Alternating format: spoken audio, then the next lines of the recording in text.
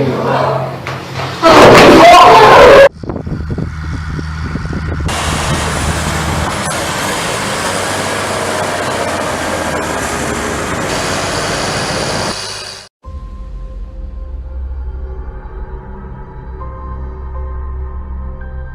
entire time I knew him, he only ever had one goal.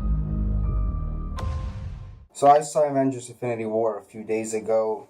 I kind of, left it to sink in. I didn't want to, make a really quick reaction to it, so I waited a few days for it to kind of settle in. And I kind of saw it late because I wanted to, I didn't want to see it, during the opening weekend, or actually during the opening week, because I knew that, the theater would be full, and I kind of hate that. So I kind of waited a little bit, and it's a decision that I don't regret, because when I came to the theater, it was basically empty, and there were a few people there, but they were, mostly quiet for the entire duration of the film, aside from, some funny scenes at which they laughed at, but overall, it was a very positive movie-going experience, one that I didn't have in a long time. So yeah, the movie. This is a movie for Marvel fans, so if you don't like Marvel movies, you're not gonna enjoy this film, which it's to be expected. Alright, so first thing I'm gonna go through is things I like and don't like. My opinion isn't very different from a lot of other people. I thought the movie was pretty good. I liked kind of the action, although I'm not a huge fan of the Marvel highly CGI action. It was made by the same directors that made, Winter Soldier. And, what I liked about Winter Soldier was it consisted mostly of, hand-to-hand, practical combat.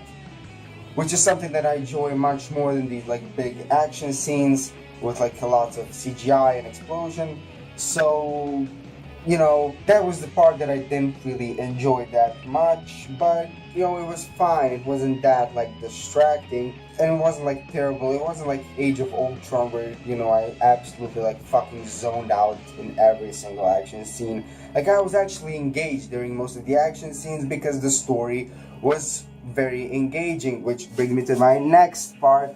I really liked the story of this film, which I did not expect to, because I usually don't like these types of stories. I don't like these types of villains that go in to destroy the world and whatnot. I don't like these big scale stories, the entire universe is at stake and whatnot, because they usually don't have any sort of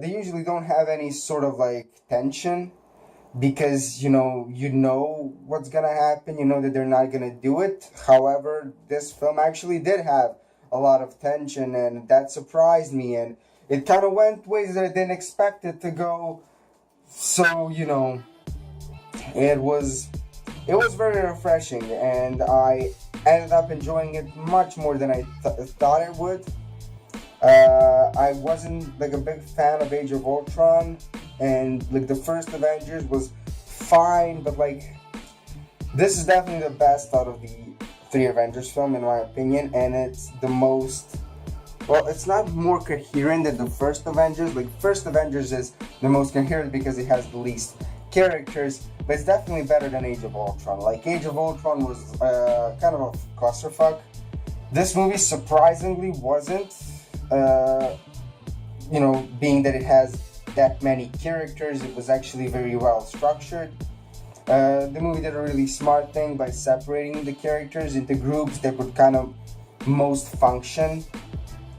And overall, that was really fun. There was a lot of interesting, character dynamics and interesting banter, and it was really fun to see, all these characters, the Guardians of the Galaxy characters, meeting with, the Avengers. It was really fun, and I feel as though, even though all of these characters were, creations of different people in terms of, films, Guardians of the Galaxy has James Gunn behind it, so it was kind of worrying how the Russo brothers would handle them, and I thought they handled them quite fine. I know some people don't agree with me and really don't like the Guardians scenes, but I disagree with them. I kind of enjoy them a lot. The villain was especially really good, and that was kind of the least that was the most surprising thing of the film, because like usually, as I already said, I hate villains like this, and usually they don't work because they're very, very one-dimensional. They just kind of want to destroy the world, and usually like CGI villains is like a really big pet peeve of mine. Because I kind of can't really take them seriously that much. I don't know, I just kind of wasn't expecting to like Thanos, but Thanos ended up being like the best part of the film. And he was definitely the best Marvel villain so far. And I really enjoyed his story arc. Like, in terms of like character arc, like Thanos it was the only kind of character who had an arc. The rest of them were kind of already established, like in previous films, so they didn't need much of an arc. They were just kind of there to deal with the current predicament that they're in. But Thanos, like, really had a good character arc, and he was really interesting. Like, he was the most developed character in this particular film. Now, before I get into spoilers, I'm gonna go through some of the flaws. There were occasionally moments of humor that really, like, ruined some dramatic moments, and there were overall some scenes of like misplaced humor, which is something that I also really don't like. It wasn't really that terrible, but there were some like really dramatic scenes that were kind of ruined by a funny moment that like didn't really end up even being funny because the scene before it was very dramatic. Yeah, and aside from that, like, the only problems that I had were, kind of the over CGI action scenes, but they ended up being very engaging, some more than the others. Come on! There it is, boys! Oh my god! 15 kills and Thanos takes the victory! Alright, so that was it for the spoiler-free section of this film. If you haven't seen the movie and you don't want to hear any spoilers, skip to this part of the review where I talk about some other things that you might find a bit interesting, like where I will kind of make some comparisons between like Thanos and other villains. But now for the spoilers. So everyone basically fucking dies. Okay, so not everyone, but like half of the entire like Avengers crew just basically die. And it's a pretty dramatic ending. Like, as I already said, it's very unexpected. It is very unexpected. And like, it was very weird that like, a villain would actually win in a Marvel film. Like, when you really think about it, it's not like that dramatic, because you know that half of these characters will come back. You know that Spider-Man will come back because there's going to be a new Spider-Man films, and I doubt they're going to introduce Miles Morales yet.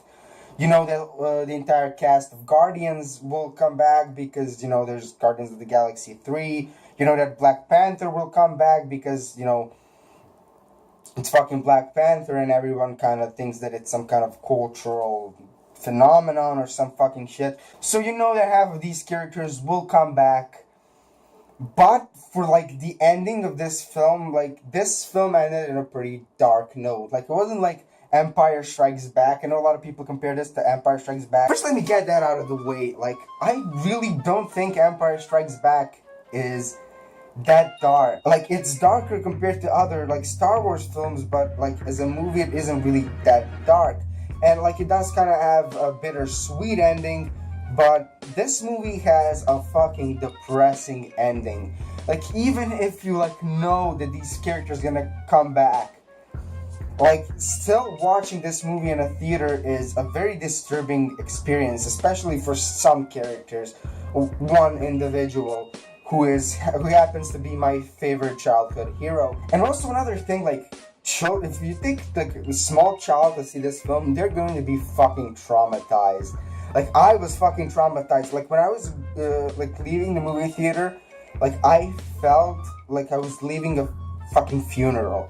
Like, it was that fucking like depressing at the end. And like, I just imagine like a child watching this film and like having his entire fucking life ruined because he saw Spider-Man die. Like, Spider-Man get disintegrated as he like fucking cries and like begs Iron Man to save him, and like Iron Man is helpless to fucking do it. Like, it was some dark fucking shit. And that's why I kind of loved it. It's not something that you really see very often in these types of films. Yeah, so like, it kind of, like, the dramatic ending is kind of ruined by the fact that you know that these characters are gonna come back. because it literally, there's no way that they could stay dead unless they plan to like cancel their next 30 fucking films, which I doubt they're gonna do. But overall, you know, as like the ending of the film, like ignoring all of that, like just the ending of this like one specific film, it was very dark and very dramatic and very interesting, creative, and unexpected, which is something that I already said in my last Jedi review. I love when a movie like this surprises me, which is very difficult. We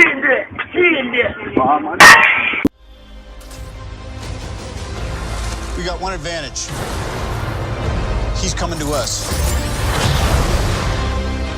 We have what Thanos wants, so that's what we'll use.